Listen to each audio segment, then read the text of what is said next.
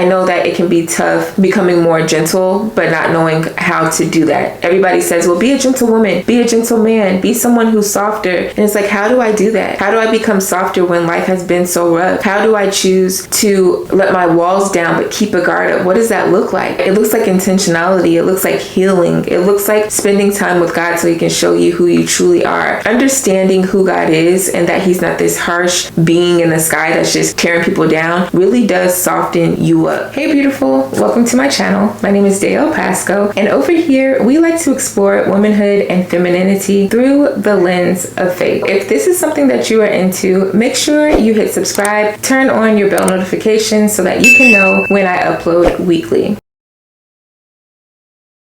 Today, I'm going to talk about ways that you can become a softer woman and actually embrace being gentle. I want you to see the beauty in being a woman of poise, elegance, having a soft demeanor, ultimately treating yourself as a delicate being so that you can give that delicate woman to the world. One thing that's important to do is seeing your softness and your gentleness as a strength rather than a weakness. That is your God-given design. To be soft, to be gentle, to be a place where people feel safe. A lot of times when men and women refer to a soft woman, we tend to be categorized as those who are weaker. Now, I know the Bible speaks of us as weaker vessels as opposed to our husbands, but we're talking about us in the humanity of our womanhood. As a woman who chooses to be more soft, more poised, to really live and walk out her elegance and femininity, it's really important that you see the power in choosing not to respond the way that your flesh would desire, choosing to be more gentle in nature, to handle the hearts of other people with more care, and seeing the tenderness of life. I have learned to see life in a tender state. Experiences in life have the ability to make us extremely hard as women, and if we're not careful, we will find ourselves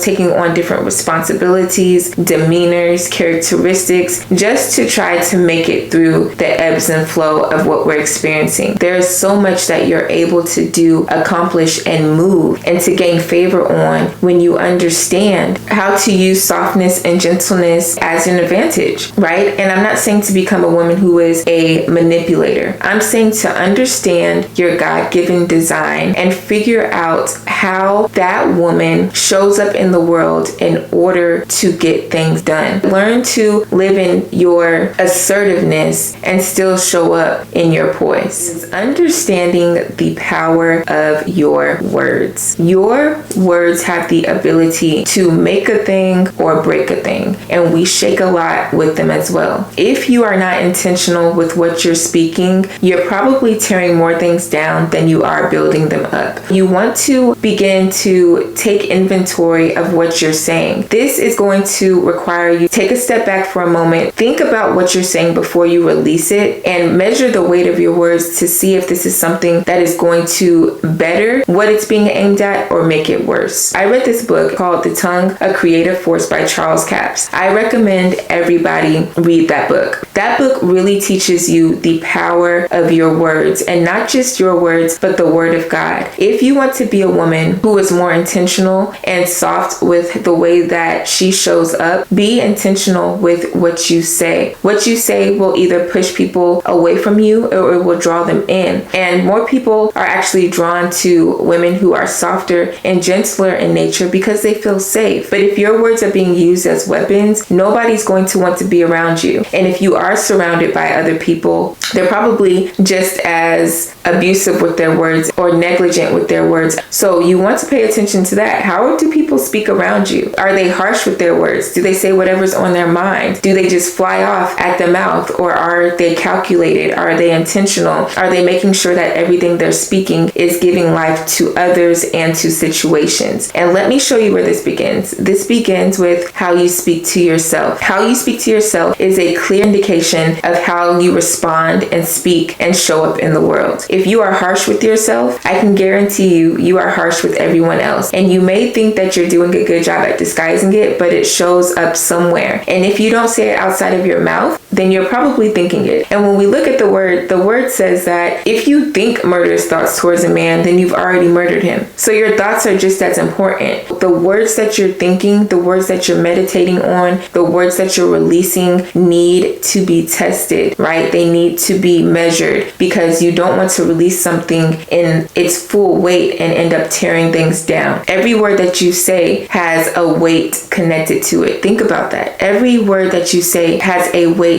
connected to it. And as a soft and gentle woman, your words can hold a lot of weight, but you want to make sure the brunt force of that weight is not destroying anything that is supposed to be built up, and ultimately things that you're trying to destroy. There are things that we have to destroy even as gentle women, so you need to understand the weight of your words. The next thing is to be mindful of your face. I know that we like to laugh about having a face that always looks like it's like this. Probably not even a smirk.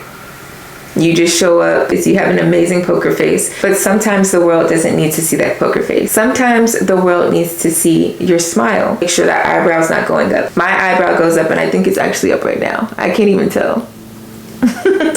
But you can either draw people in or, again, repel them. And of course, you don't need everybody being drawn to you. But if your intention is to show up and to be a place where people feel comfortable, make sure that's starting with your face. Be careful with how you're just relaxing on the chair. Be careful even in conversation when people are speaking with you, if they're being vulnerable with you or sharing a story, that your face is not like all contorted, because that can shut them down and that can make them feel as though they're being judged. And even if you are thinking something that's like, ooh, okay, you want to keep the poker face there and just be pleasant. If you are having an interaction that's not pleasant, somebody comes to you and says, hey, such and such just passed away. You don't want to be sitting there smiling and cheesing and laughing. You want to show the compassion on your face. So know what situation is calling for what version of your face at that said time. Stop over explaining yourself. As gentle and soft women, it's important to know that you do not have to try to prove anything to anyone. I just did a video on that last week, but you don't have to over explain. You don't have to overcompensate. You don't have to make sure everybody's totally understanding every single move that you make. This does not mean that you show up to create confusion or you just do things and hope that people get it. What I mean by this is stop feeling like you have to be responsible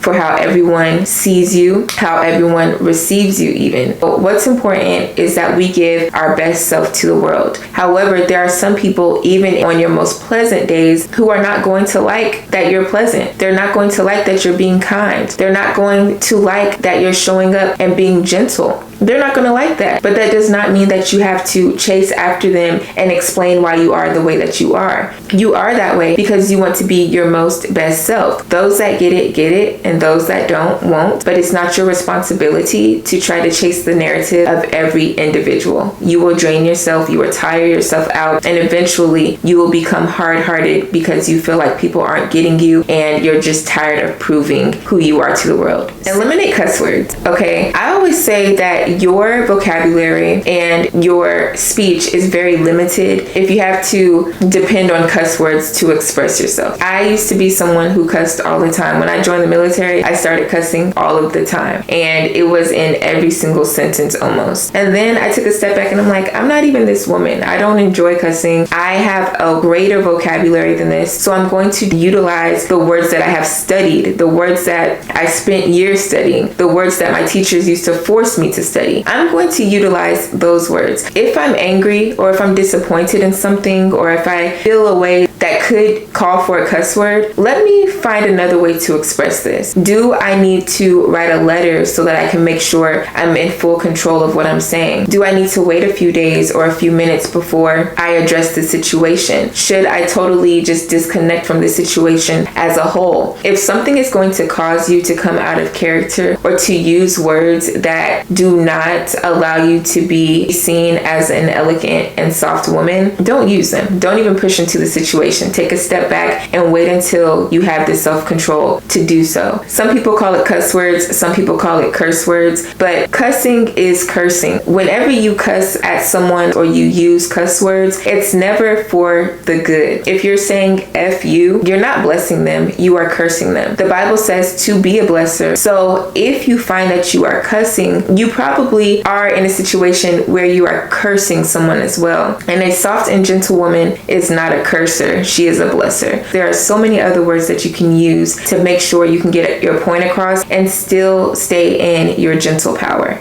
You don't give your power away, okay? We don't do that. We utilize the fullness of it and the capacity and the grace that God has allowed us to do so. Another thing that's important to do is to give yourself grace. Without giving yourself grace, you can't extend grace to other people. But first, before giving yourself grace, you must receive and accept the grace that the Lord extends to you. He allows you to make mistakes, and you have to give yourself the same room to make mistakes. If not, you become very critical of other people. You become bitter. You become a pessimist. There is nothing more annoying than being around a pessimistic person. No one wants to be around someone who is always negative. And you don't want to be that woman. You want to be a woman who is pleasant to be around. There goes that word again. Pleasant. You want to be pleasant to be around. What happens is you relate and you connect, you interact with people based off of how you see yourself. And you love yourself enough to say, you know what, I'm going to be graceful and gentle and soft with me because God is soft with me. Who are you to be rougher or tougher on yourself than God is with you? That's prideful. So be kind to yourself, love yourself, and give yourself room to get better.